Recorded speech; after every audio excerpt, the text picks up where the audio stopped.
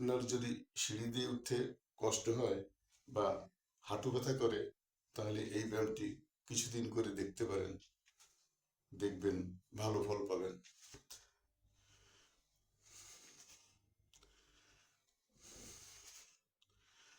আপনার যদি সিঁড়ি দিয়ে উঠে কষ্ট হয় এবং হাঁটু ব্যথা করে, তাহলে এই ব্যায়ামটি কিছুদিন করে দেখতে পারেন।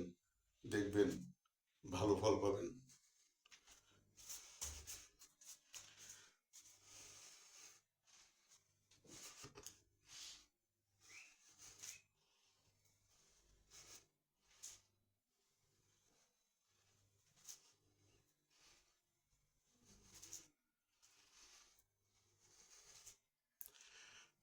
আপনার যদি সিঁড়ি দিয়ে উঠতে কষ্ট হয় বা হাঁটু ব্যথা করে, তাহলে এই ব্যায়ামটি কিছুদিন করে দেখতে পারেন।